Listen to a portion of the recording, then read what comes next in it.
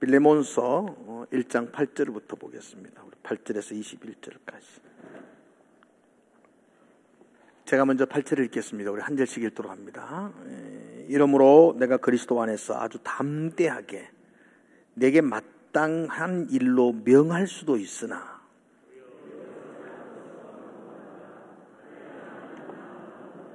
지금도 예수 그리스도를 위하여 갇힌 자 되어 갇힌 중에서 낳은 아들 오네시모를 위하여 내게 간구하노라. 그가 전에는 내게 무익하였으나 이제는 나와 내게 유익함으로 내가 그를 돌려보내노니 그는 내 신복이라.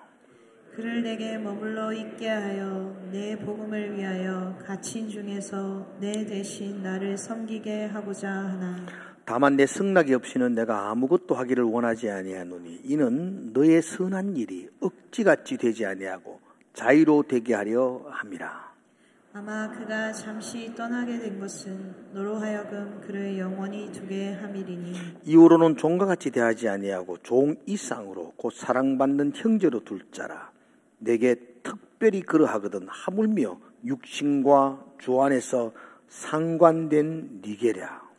그러므로 내가 나를 동역자로 알진대 그를 영접하기를 내게 하듯 하고 그가 만일 내게 불의를 하였거나 내게 빚진 것이 있으면 그것을 내 앞으로 계산하라. 나 바울이 친필로 쓰노니 내가 갚으려니와 내가 이 외에 내 자신이 내게 빚진 것은 내가 말하지 아니하노라. 오 형제여, 나로 주 안에서 너로 말미암아 기쁨을 얻게 하고 내 마음이 그리스도 안에서 평안하게 하라. 나는 내가 순종할 것을 확신함으로 내게 선노니 내가 내게 말한 것보다 더 행할 것을 아노라. 아멘. 예. 이번 주 우리가 함께 좀 요절 외워야 될 요절이 있는데요. 그것이 16절입니다. 여러분 16절 앞부분이거든요. 같이 한번 16절 읽어볼까요? 같이 시작. 이후로는 종과 같이 대하지 아니하고 종 이상으로 곧 사랑받는 형제로 둘 자라. 아멘. 한 주간 외워야 돼요. 바울이 오네시모를 빌레몬에게 보내면서 이제 종처럼 대하지 말고 종 이상으로 형제로 그렇게 대해라. 그렇게 당부하는 모습이죠. 그래서 오늘 이 말씀을 통해서 진정한 용서에 대한 이야기를 같이 나누게 될 것입니다. 오늘 설교 제목입니다. 진정한 용서. 따라합시다. 진정한 용서. 제가 용서가 뭐냐 이렇게 내 스스로 질문해 봤습니다. 용서가 뭐라고 생각해? 근데 사실 내 용서에 대해서 알고는 있는데 내가 말로 표현하려고 그러니까 용서에 대해서 잘 이렇게 정리를 잘 안 되더라고요. 그래서 국어사전에 찾아봤습니다. 용서가 뭐냐 찾아보니까 국어사전에는 이렇게 되어 있어요. 상대가 나에게 한 잘못에 연연하지 않고 상대를 향한 나의 부정적인 감정을 누그러뜨리는 거 이렇게 되어 있어요.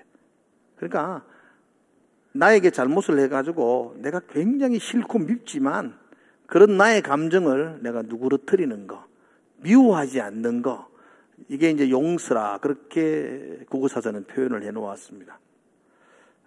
근데 과연 이렇게 하면 용서가 되는 건지, 안 미워하면 그게 진정한 용서인지 좀 부족하지 않나요? 성경은 이걸 용서라고 말하지 않거든요. 그냥 안 미워하는 것, 여기서 끝나는 걸 성경은 용서라고 말하지 않습니다. 오늘 성경에서 말하는 용서는 무언가 빌레몬서를 통해서 함께 생각해 보려고 합니다. 저는 용서라는 단어를 생각하면 꼭 떠오르는 영화 한 편이 있습니다. 혹시 여러분 오전에 상영되었던 영화인데 밀양이라는 영화를 보셨나요? 보셨죠. 사람들은 기독교 비판적 영화라고 그렇게 말하는데 저는 그렇게 보지 않고 그 영화를 보면서 우리가 우리 자신을 성찰해보는 정말 우리의 잘못된 것들을 고쳐 나가야 될 영화라고 그렇게 봤습니다. 밀양이라는 영화의 내용은 간단하면 이렇습니다. 33살 된 시내라는 주인공이 남편을 교통사고로 잃습니다. 그리고 어린 아들 준이를 데리고 남편의 고향인 밀양으로 와서 정착을 합니다.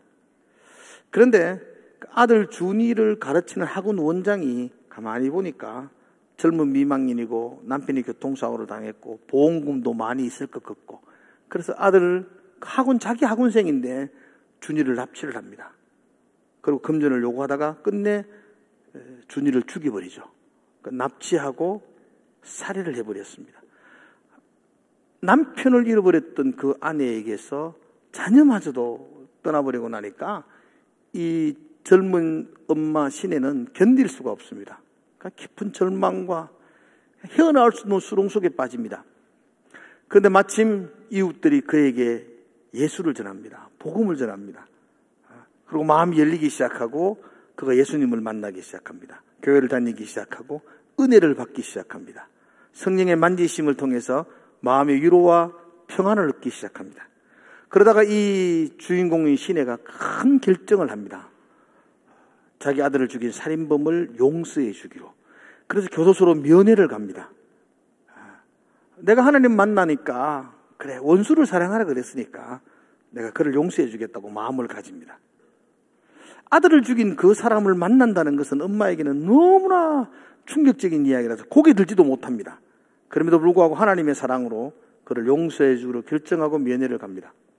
근데 면회를 갔더니만은 엄청난 일이 벌어졌죠. 아들을 죽인 그 살인범이 얼굴이 얼마나 밝은지, 그리고 얼마나 평안한지, 너무나 어렵게 자기는 여기까지 찾아왔는데, 그리고 뜨문 말을 꺼냅니다.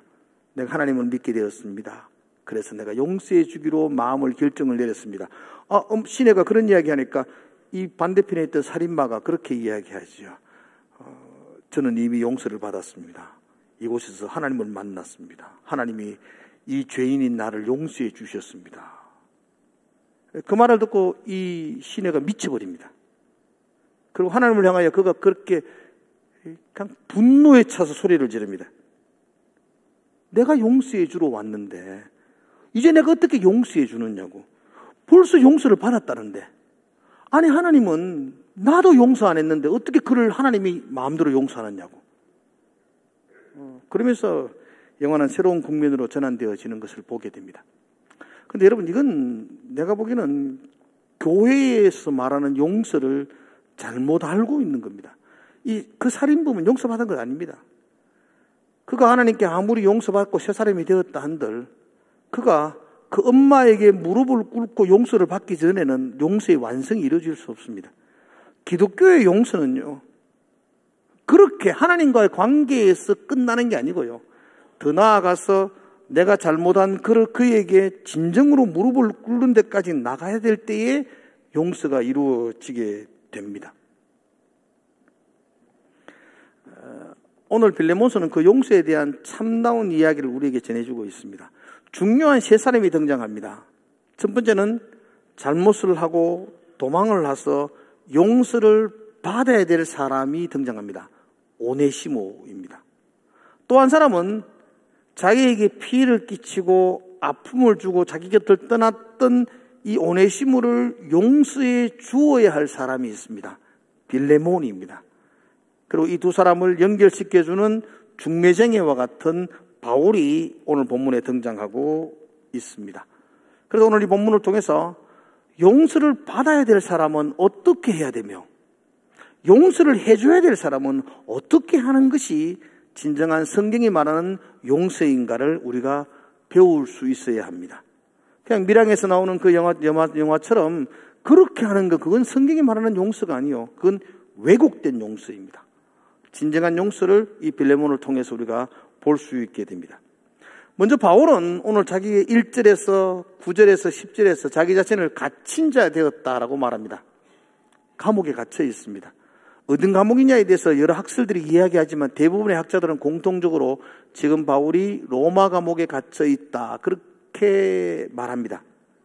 바울은 로마 감옥에 두 번 갇혔습니다. 첫 번째 갇힐 때는 사도행전 28장에 나와 있는 것처럼 그가 예루살렘에 갔다가 결박되어서 가이사랴를 거쳐서 로마까지 가게 됩니다. 그때 그는 로마에서 자기 비용으로, 자기 돈으로 집을 하나 얻어서, 이제 로마가 아주 이걸 미결수라 그러죠. 재판을 받기 전까지는 자기 돈으로 집을 얻어서 그곳에서 가택연금 상태로 2년을 보내게 되는 것이 그가 첫 번 투옥이었고요. 두 번째 투옥은 스바나를 갔다가 돌아오는 길에 네로에 의해서 결박되어져서 결국 순교를 당하는 게 로마의 두 번째 투옥입니다. 오늘 빌레몬은 첫 번째 투옥 당할 때 비교적 셋집을 얻어서 바울은 밖으로 다니지는 못하지만 많은 사람들이 바울을 찾아와서 만날 수 있는 비교적 자유로운 상태에 있었던 첫 번째 로마 투옥 당시를 지금 연상하게 만듭니다. 그때 이 빌레몬서를 기록했다는 것이죠.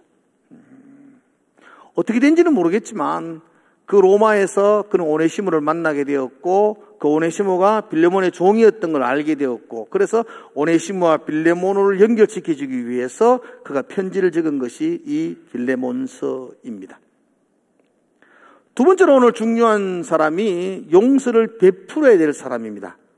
누구에게 피해를 당하고 누구에게 손해를 받습니다. 그러나 그가 그리스도의 사랑으로 용서를 베풀어야 합니다. 그가 빌레몬입니다. 빌레몬이 어떤 사람이냐에 대해서는 자세히 알 수는 없지만 오늘 본문의 1절과 2절에서 이래 보면 바울의 동역자라 그렇게 말했습니다. 아마도 바울에게서 복음을 들었던 사람이라고 우리는 정의할 수가 있습니다. 그리고 2절에 보면 오늘 빌레몬서 2절에 보면 그 아비아와 아기뽀가 등장하는데요. 이 아비아 자매는 이 빌레몬의 아내입니다. 빌레몬의 아내이고 아기뽀는 빌레몬의 아들입니다. 그리고 2절 마지막 부분에 보면 내 집에 있는 교회 이렇게 표현하고 있는데 이 빌레몬이 자기 집을 교회로 내놓을 정도로 아마도 빌레몬은 굉장히 부유한 사람이었다. 그래서 그 집을 교회로 사용했던 사람이다. 그렇게 보여집니다. 학자들은 이 빌레몬이 골로새서와 굉장히 연결되어 있는 것들을 발견하게 되고 아마도 이 빌레몬은 골로새 도시의 굉장히 부유했던 상인이었다고 추측합니다.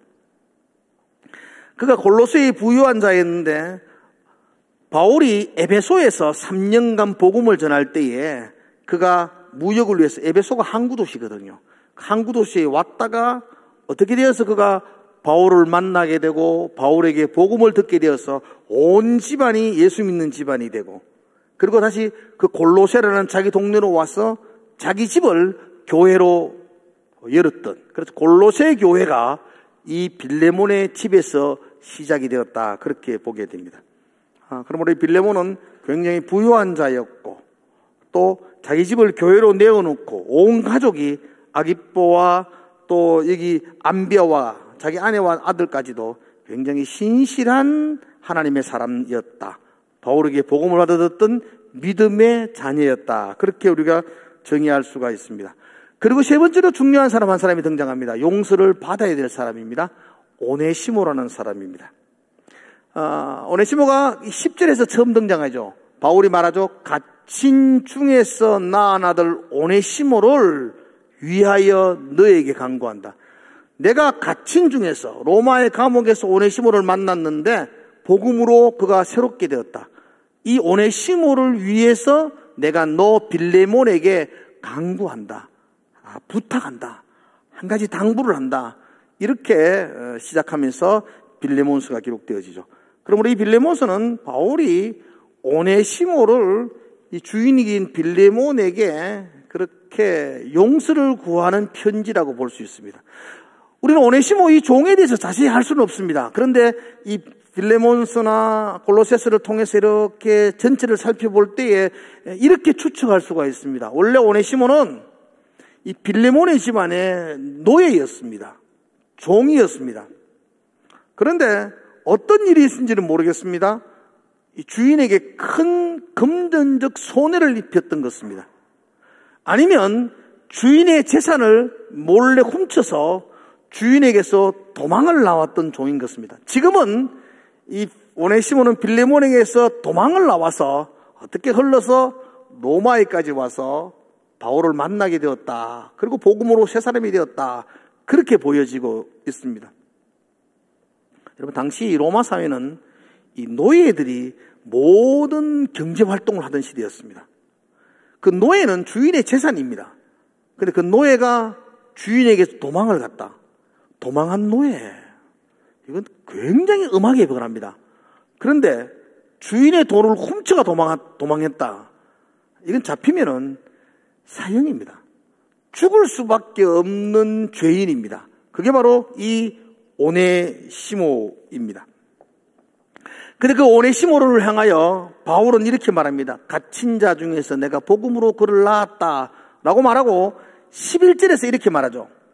그가 전에는 너에게 무익하였으나 이제는 나와 너에게, 바울과 빌레몬에게 유익한 자가 되었다. 그렇게 말합니다. 전에는 무익했는데 지금은 유익한 자가 되었다. 이게 이제 바울이 사용하는 굉장한 그 언어유희라고 봅니다. 원래 오네시모라는 말의 뜻이 유익한 자 이런 뜻입니다. 아마도 이 오네시모가 빌레몬에게 돌아왔을, 빌레몬의 종으로 있을 때 누군가가 이름을 지어주었겠죠. 그 부모가 이름을 지어줄 수도 있고 주인이 이름을 지어줄 수도 있는데 그때 그렇게 이름을 지었죠. 너 노예지만 너 유익한 자가 되어라. 이런 말로 오네시모, 유익한 자라는 이름을 지어주었습니다. 근데 그가 실제의 삶은 무익한 자로 살았죠. 무익한 짓을 했었죠.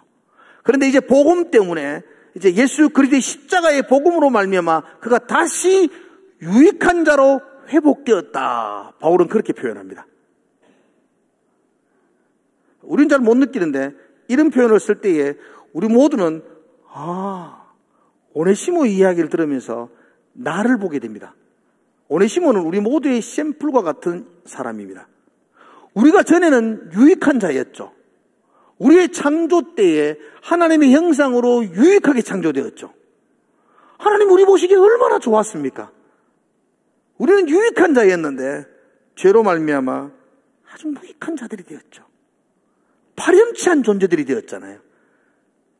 그 하나님의 가슴에 대못을 박았던 그런 무익한 놈들이었잖아요, 우리가. 그런데 예수 그리스도의 십자가의 은혜로 다시 우리가 그 복음으로 유익한 자가 되었죠. 그죠? 이 오네시모 이야기가 우리 이야기였잖아요. 우리 이야기입니다. 유익한 자가 되기를 원하는 주인 되신 하나님의 간절한 마음이 그 이름에 담겨 있었죠. 그러나 그의 삶은 무익한 자의 삶을 살게 되었죠. 근데 다시 하나님의 복음이 그를 유익한 자로 만들었다라고 바울이 이야기하고 있습니다. 우리 옆에 분들에게 한번 인사합시다, 같이. 집사님은 유익하신 분입니다. 그렇게. 네, 그렇죠? 유익한 분입니다, 여러분들은. 이어서 바울은 12절에서 이렇게 말합니다. 내가 그를 너에게 돌려보내는데 그는 오네시모죠. 내 신복이라 그렇게 말합니다. 여러분, 신복이란 말이 무슨 뜻인지 아세요?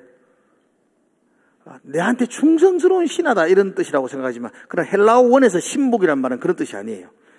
여기 신복이란 말에 제 성경에는 1이라는 숫자가 담겨져 있거든요. 이 풋노트가 되어져 있는데 그 1을 밑에 내려오면 1을 해석해 놓았어요. 혹시 여러분 성경에 뭐라고 되어 있죠? 심장이라고 되어져 있어요. 예, 이 신복이라는 번역은 헬라어로는 심장이라는 말이에요. 바울은 오네시모를 빌레몬에게 이야기하면서 전에는 무익한 자였는데 지금은 유익하게 되었다. 얼마만큼 유익해졌다고요? 그는 나의 심장이다. 그렇게 말해요. 심장이다. 가장 소중한 존재라는 겁니다. 없으면 안 될 존재라는 겁니다. 심장같이 중요한 존재라고 오네시모를 소개하고 있습니다. 그런데 이런 심장 같은, 나의 심장 같은 오네시모를 너에게 다시 돌려보낸다. 왜 돌려보내죠? 오네시모는 지금 내게 굉장히 유익해. 심장처럼 유익해. 나와 함께 평생을 같이 일하면 좋겠어. 그럼 하나님 나라에 큰 일을 할 수 있을 거야. 그럼에도 불구하고 나는 지금 이 오네시모를 너에게 돌려보낸다.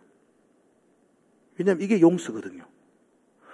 오네시모가 아무리 하나님께 회개하고 새로운 사람이 되었다 할지라도 그가 피해를 주었던 빌레몬에게 무릎을 꿇기 전에는 진정한 용서가 아니거든요. 그래서 바울은 내 같이 오네시모와 같이 일하고 싶지만 먼저 너에게 돌려보낸다. 너에게 진정한 용서를 받고 싶다. 그런 의미로 돌아가면 죽을 수밖에 없는 죄인인 오네시모를 빌레몬에게 다시 돌려보낸다. 그렇게 말하고 있습니다. 그리고는 바울이 이렇게 말하죠. 18절에 볼까요? 우리 같이 18절 읽어볼래요? 18절 시작. 그가 만일 내게 불의를 하였거나 내게 빚을 진 것이 있으면 그것은 내 앞으로 계산하라. 내가 갚겠다. 19절에는 내가 갚겠다. 그렇게 말합니다. 여러분, 우리는 성경 속에서 진정한 용서를 생각할 때 두 가지 의미를 생각해야 됩니다. 하나는 용서를 받아야 될 사람이 어떻게 행동해야 될지를 생각해야 되고, 또 하나는 용서를 해야 될 사람이 어떤 마음으로 용서를 해야 되는가를 생각해야 됩니다. 바울은 지금 용서를 받아야 될 오네시모에게 너는 잘못에 대해서 이렇게 행동하라는 겁니다. 새벽기도 나와서 회개 다 하고 거기서 끝났는 게 아니고 직접 네가 아픔을 주었던 빌레몬에게 찾아가서 무릎을 꿇으라는 것입니다. 여러분, 사람에게 용서를 받아야 됩니다. 여러분들, 여러분들이 그 누구에게 실수를 했으면 그에게 용서를 받으셔야 됩니다. 물론 하나님께 기도하시고 회개하셔야 됩니다. 거기에서 끝나는 거는 밀항에서의 그 왜곡된 용서입니다. 그건 진정한 용서가 아닙니다. 하나님께 물론 기도해야 되지만 당사자들에게 찾아가서 용서를 빌어야 합니다. 그리고 금전적인 피해를 입혔다면 갚아야 됩니다. 많은 사람들이 이거 안 갚아요. 그냥 하나님께 죄송하다고 사과만 하고 회개만 하고 그 사람에게도 입 바른 소리로 잘못했다고 미안하다고 용서하고 손해본 금전, 돈 빌리다가 띠문 사람이 교회 안에 얼마나 많은지 몰라요. 저도 많이 띠있습니다. 이래가지고 천국은 갈 겁니다. 천국은 가겠지만 이게 진정한 그리스도인의 용서가 아니잖아요. 여러분, 누구에게 돈을 빌렸으면요 갚으셔야 돼요. 최선을 다해 갚으셔야 돼요. 돈 10만 원 빌렸으면 하루에 100원씩이라도 갚으셔야 돼요. 그냥 넘어가시면 안 돼요. 그건 용서가 아니에요. 그래서 바울이 말하잖아요. 내가 보증 쓸게, 내가 갚아줄게, 용서해달라고. 빌레몬이 오네시모 한 사람이 자기에게 피해를 입힌 게 돈 얼마 되겠어요. 빌레몬은 갑부예요. 돈이 많아요. 그 돈 안 받아도요 아무런 지장이 없어요. 그러나 오네시모는 용서를 못 받는 거예요. 그는 진정한 용서를 못 받는 거예요. 혹시 지금 오늘 설교 듣다가 여러분들이 돈 띠문 거 생각나면은 갚으셔야 돼요. 그죠? 100원씩 200원씩이라도 모으세요. 그리고 갚으셔야 돼요. 자기는 삼시세끼 밥도 안 먹으면서 요상은 안 갚고 있는 사람들은 여러분 하루에 한 끼만 먹어도 안 죽어요. 그리고 두 끼는 모아가지고 갚으시는 거, 그게 여러분들이 회개하는 거예요. 그게 여러분들이 용서를 받는 방법이에요. 그 사람은 그 돈 받아도 그만이고 안 받아도 그만이에요. 그러나 그 사람은 아무 의미, 여러분들이 하나님 앞에서 당당하게 주님 앞에 언젠가 써야 되잖아요. 쓸 때에 하나님 나 부끄러움 없습니다 라고 말하려면 갚으셔야 된다고요. 다 못 갚아도 좋아요. 그래서 갚으려고 애쓰고 그 마음의 빛을 가지고 늘 준비하셔야 된다고요. 안 갚고도 편안하게 사시면 그건 진정한 용서가 이루어질 수가 없다는 것입니다. 자, 진정한 용서의 출발은 빚을 진 사람이 당사자에게 용서를 빌어야 되고 그 빚을 갚으려고 최선을 다하는 거, 그게 성경이 말하는 용서라는 것입니다. 또 한 가지, 또 다른 측면으로 이제는 용서를 베풀어야 될 사람, 빌레몬의 입장에서 바울은 어떻게 하라고 지시를 하고 있습니다. 너는 용서를 해야 되는데 너 이런 마음으로 용서해. 그 첫 번째 마음이 어떤 마음이냐니까 14절이죠. 14절 같이 한번 읽어볼까요? 14절. 자, 한번 같이 읽읍시다. 시작. 다만 내 성락이 없이는 내가 아무것도 하기를 원하지 아니하니 이는 너의 선한 일이 억지같이 되지 아니하고 자의로 되게 하려 함이라. 그렇게 말합니다. 자의로 할 수 있도록. 그 자원하여 기쁨으로 용서하라는 겁니다. 사도 바울은 빌레몬에게 믿음의 스승입니다. 바울은 그렇게 말합니다. 내가 너에게 이거 명령할 수도 있다. 사도적 권위를 가지고 너 이렇게 용서해. 너 받아들여. 이렇게 명령할 수도 있다. 그러면 진정한 용서가 아니다. 네가 네 마음에 내가 정말로 자원하면서 스스로 오네시모를 용서해 주라. 그렇게 이야기합니다. 여러분들이 용서해 줘야 되죠. 용서해 줄 사람들이 여러분 주변에 있잖아요. 여러분 옆에 다 용서해 줘야 되잖아요. 그 사람을 용서해 줄 때에 정말 깨끗하게 용서해 주십시오. 깨끗하게. 아싸리하게 용서를 하시라고. 예수 믿는 사람들이. 여보, 오늘 내 잘못했어. 그러면 깨끗하게, 괜찮아, 여보. 내가 용서해 줄게. 이렇게 끝나야 되지. 1년 지났는데, 그때 당신 그랬잖아. 제 이야기 아닙니다. 이런 일들이 비일비재하다고요, 여러분들. 개 한 마리가 죽었습니다. 여러분, 깨끗하게 땅에 묻어야 됩니다. 꼬리 하나 남겨두면 안 됩니다. 뻑뻑하면 꼬리 땡겨내는 거죠. 땡겨내가 옛날 이야기 계속 하고, 이게 뭐 어제 이야기 같은데 가만히 들어보면 20년 전의 이야기라. 그러지 마세요. 잊어볼 거 확실히 잊어버렸어요. 뭔 자꾸 그렇게 수십 번 되새기고 새벽마다 그거 묵상하고 큐티하시고 그렇게 하시지. 그렇게 해가지고 내만 아프지 뭐. 용서할 때는 자의적으로 깨끗하게 기쁨으로 용서하라 그렇게 말합니다. 자, 그리고 그 다음 단계 한 단계 더 나아가서 이야기합니다. 한 단계 더 나아가서 17절 16절입니다. 죄송합니다. 16절. 오늘 읽었던 본문이죠. 이후로는 종과 같이 대하지 아니하고 종 이상으로 곧 사랑받는 형제로 둘지라. 이거 엄청난 충격적인 이야기입니다. 빌레몬에게 편지를 적으면서 바울이, 믿음의 아버지인 바울이 빌레몬에게 편지를 적으면서 너 오네시모를 너 너희 집의 종이었잖아. 노예였잖아. 그러나 이제는 그가 새 사람이 되었다. 너 이제는 종으로 대하지 말고 형제로 대하라 이렇게 말합니다. 우리는 이런 이야기 읽을 때 별로 모릅니다. 그러나 여러분 노예와 주인의 계열이 엄격했던 로마 시대, 우리만 조선시대에 쌍놈과 양반이 엄격했던 그 시대에 그 자기 집의 종을 형제처럼 대한다. 이건 있을 수가 없는 이야기입니다. 이렇게 하면 사회 질서가 다 무너지고 이렇게 하면은 경제가 다 무너질 수밖에 없습니다. 노예가 일해가 주인을 다 먹여 살려야 되는데 형제처럼 대해라. 근데 이게 복음이거든요. 바울이 끊임없이 외쳤던 복음이 이거였거든요. 형제처럼 대하라. 더 나아가서 17절에 보면 그러므로 네가 나를 동력자라고 할진대 너 빌레몬 너 나를 동력자라고 할진대 그를 오네시모를 영접하기를 내게 하더라고. 그 종인 오네시모를 바울 내처럼 대우하라는 겁니다. 내나 오네시모를 차별 없이 대우하라. 이게 이제 성경이 말하는, 복음이 말하는 진정한 사랑이고 용서라고 말하고 있습니다. 당시 사람들은 생각도 못할 이야기입니다. 종을 어떻게 형제처럼 대하고, 어떻게 오네시모, 그 파렴치한 일을 저질렀던 오네시모를 어떻게 바울처럼 대할 수 있냐. 이건 상상할 수 없는 이야기입니다. 근데 그게 복음입니다. 복음은 그렇게 용서해 주는 겁니다. 그렇게 사랑으로 받아들이는 겁니다. 갈라디아서 3장 29절에 이렇게 이야기하거든요. 한번 볼래요? 갈라디아 3장 28절입니다. 예, 같이 읽읍시다. 시작. 너희는 유대인이나 헬라인이나 종이나 자유인이나 남자나 여자나 다 그리스도 예수 안에서 하나님. 우리는 뭐 감동적이지도 않아요. 이거 뭐 그냥 지금 그렇잖아요. 우리는 다 자유잖아요.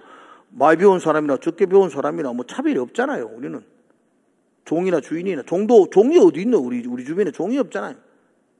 그런데 이 당시 사회 속에 이거는 획기적인 이야기입니다. 유대인과 헬라인이, 주인과 종이, 남자와 여자가 남자하고 같은 베일에 있다는 거지. 이건 엄청난, 감사하십시오. 남자 옆에 앉아있다는 것 자체가 감사한 일이죠, 우리는. 당시로는 그런 게 말이 안 되는 이야기였죠. 당시로는 그랬다고요. 그런데 그 당시에 바울이 복음을 이야기하면서 유대인이나 헬라인이나 종이나 주인이나 남자나 여자나 다 그리스도 안에서 하나다. 이게 복음이다. 그러니 빌레몬 너는 오네시모를 종처럼 대하지 말고 이제는 복음이 하나니까 네 형제처럼 나를 영접하는 것처럼 그렇게 영접하라고 그렇게 말씀하고 있습니다. 여러분, 우리가 이게 붙들어야 될 우리의 사랑이고 용서입니다. 세상 사람들은 나에게 잘못한 사람을 그냥 이렇게 미워하는 감정을 그냥 누구르뜨리는 거, 미워해가 많어, 똥이 구수해서 피하나, 더러워서 피하지. 요런 마음을 가져도 용서라고 말합니다. 근데 성경은 그렇게 말하지 않습니다. 성경은 억지로 그런 마음을 가진 것은 용서가 아니다. 자원하여 기쁨으로 용서해 줘야 되고, 더 나아가서 너에게 그렇게 해를 끼쳤던 원수 같은 자를, 악한 자를 너는 형제처럼 대하고 형제처럼 취급하고 영접하는 그 사랑까지 나가는 게, 그게 성경이 말하는 용서라고 그렇게 말씀하고 있습니다. 여러분, 복음이 우리 속에 있는 그런 미움과 아픔의 벽들을 좀 무너뜨릴 수 있기를 주의 이름으로 축복드립니다.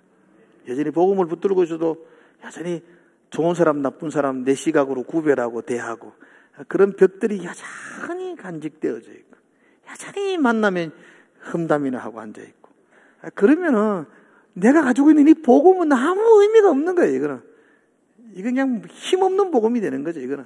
그죠? 복음은 종을 형제처럼, 그 원수를 은인처럼 영접하는 거. 오네시모 원수잖아요. 내 노예였는데 내가 가지고 도망가는 원수거든요. 그런데 내 은인인 바울처럼 영접하는 거, 그게 복음이라고 말합니다. 여러분. 복음이 여기 성경에만 있는 게 아니고 실질적으로 우리의 삶 속에서도 보여지기를 주의 이름으로 축복을 드립니다. 우리 믿음의 선배들은 그렇게 살았다고요. 제가 전에도 말씀을 한번 드렸습니다.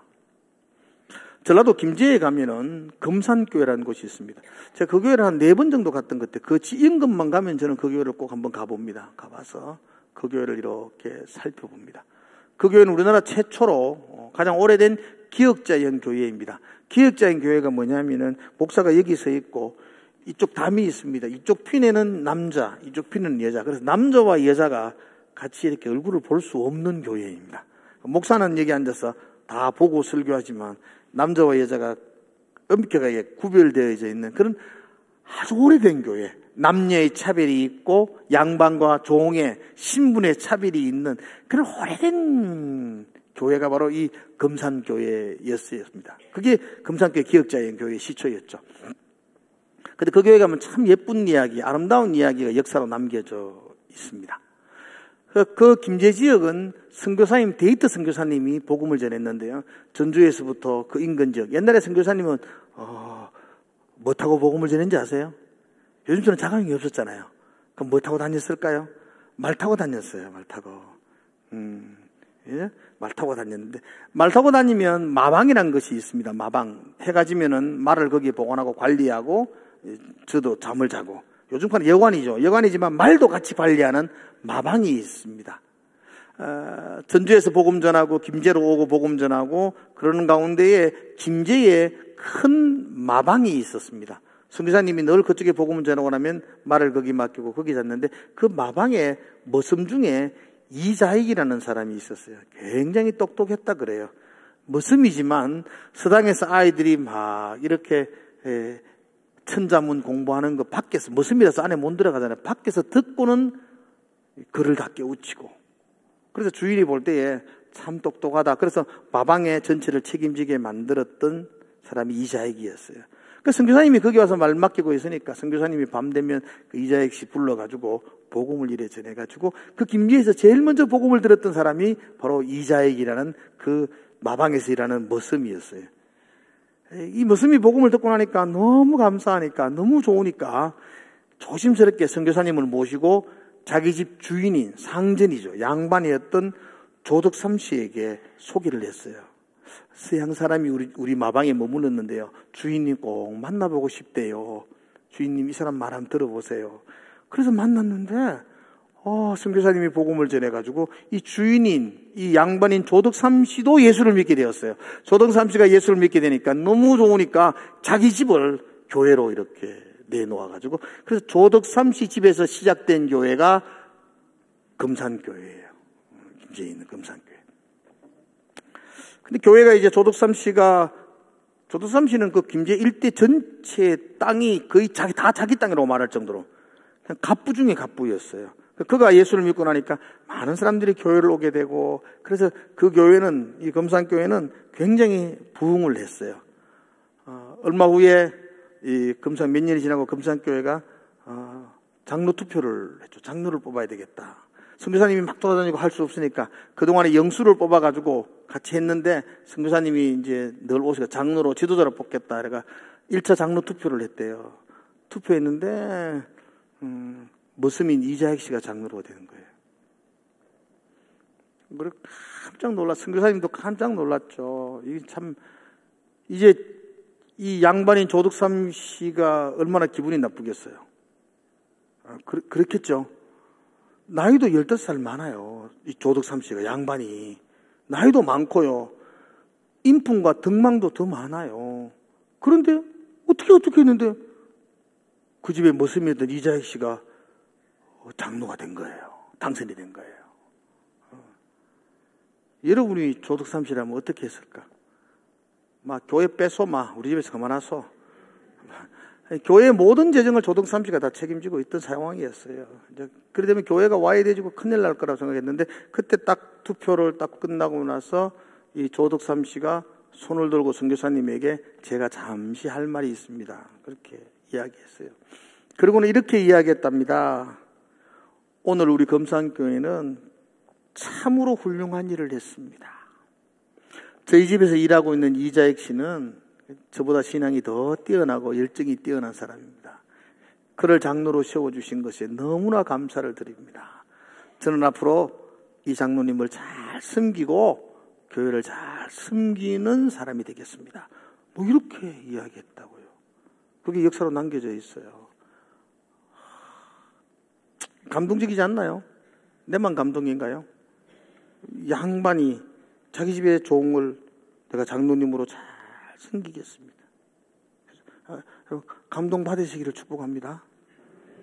그래서 여러분 장로 시험 떨어지다고 또 삐져 돈 딴 데 가지 마요. 가장 어리석은 사람이요. 저는 장로 떨어져 간다 하면 잡지도 않습니다. 비급한 자는 떠나라 그럽니다. 그런 사람 나중에 남아가 장로 돼가지고 골치 아픕니다. 그래 봐요. 이 조덕삼 씨 얼마나 멋있어요. 자기 집에 종이었는데 내가 잘 섬기겠습니다. 그거로 끝난 건 아니에요.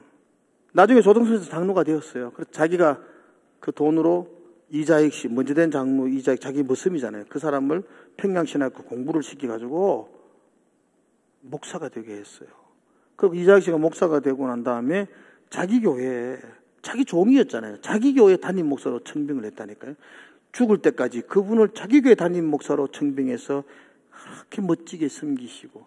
그래서 이자익 목사님이 한국교회 역사상 굉장히 존경을 받습니다. 그분이 우리나라 지금까지 처음으로 그분이 그 총회장을 3번을 했어요. 3회 때 총회장을 하시고, 우리 총회, 그리고 한 20년이 지나가지고 또 총회장을 하시고, 그 다음에 또 총회장을 하셨어요. 지금은 총회장이 그렇게 존경 못 받습니다. 그 당시만 해도 정말 가장 존경받는 사람들, 가장 인정받는 사람들, 그렇게 총회장으로 세워놓았다고요. 누가 그렇게 받들었나요? 조덕삼 장로가 그렇게 세워놓았더랬습니다. 이게 복음이죠. 이게 복음. 이게 복음이죠. 그죠? 자기 집의 종을 자기 목사로 섬기며 평생을 달렸던 거. 어디서 그런 일을 할 수 있는가? 교회니까 그럴 수 있겠죠. 사회는 그렇게 안 되죠. 어디 쌍놈이 내하고 밥을 같이 먹어. 그게 사회죠. 그런데 교회는 형제처럼 대하고 영접하고 또 섬기고, 이게 교회죠. 이게 복음의 힘이고 복음의 능력이었죠. 그런 복음의 힘과 복음의 능력이 있었기에 한국 교회가 이렇게 자라났죠. 근데 요즘 여러분들과 우리는 교회 안에서 복음의 능력을 안 한다니까요. 한번 삐지면 끝까지 삐지고 끝내 갈구고 욕하고 돌아다니고. 복음이 없다니까요. 우리가 복음이 없으니까 세상 사람들에게 조롱받고 세상 사람들에게 욕 얻어먹는 거잖아요. 다시 복음의 능력을 회복하셔야 됩니다. 내게 철천지 원수 긋고 내게 그렇게 손해를 입혔고 나의 가슴을 찢어지게 아프게 했다 할지라도 하나님이 날 용서해 주셨으니까 나도 기쁨으로 용서하고, 그죠? 원수인데 형제로 영접하겠다. 그 마음이 교회에서는 있어야 되잖아요. 교회에서는. 다른 데는 못 찾아봐도 교회에 있어야 되잖아요. 그게 진정한 용서와 사랑 아니겠습니까? 여러분, 잃어버렸던 용서, 잃어버렸던 사랑들을 우리가 회복하면 세상이 교회를 존경할 겁니다. 근데 교회도 해병대도 아니고 한 번 원수는 영원한 원수예요. 철천지 원수가 뭐예요, 그냥. 죄송한 표현이지만 저는 사실은 이건 그냥 지나가는 말이지만 여러분, 저는 여러분 소주 한 잔 마시더라도 화해를 하십시오. 술 한 잔 먹고 화해하는 세상 사람들이 훨씬 위대하게 보입니다. 술 안 먹고 평생 죽일 듯이 달라들지 마시고, 진정한 사랑과 화해는 복음 안에서. 복음이 알코올보다는 힘이 있어야 되잖아요. 이 소주보다 못한 복음이 있어가 어떡하겠어요, 여러분들이. 그 이름 속에서 진정한 용서와 그 사랑을 회복할 때에, 그럴 때에 세상이 우리를 보고 존경하게 될 겁니다. 그렇지 못하면 여전히 세상은 우리를 향하여 비난하게 될 것입니다. 내가 받은 하나님의 놀라운 사랑들을 가슴에 붙들고 진정한 사랑과 용서가 책에서만 아니고 여러분 삶 속과 저와의 삶 속에서도 이렇게 실천해지는 그런 삶이 되기를 주의 이름으로 축복을 드립니다. 기도하겠습니다. 하나님 아버지, 우리의 생각과 우리의 마음과 우리의 입술을 주의 성령의 복음으로 그렇게 압사하게 해주시고, 정말로 주의 복음이 우리를 짓눌러서 우리를 새롭게 하여 주시옵소서. 세상과 다른 복음의 놀라움들을 보여주는 우리의 삶이 되게 하여 주시옵소서. 예수님 이름으로 기도드리옵나이다.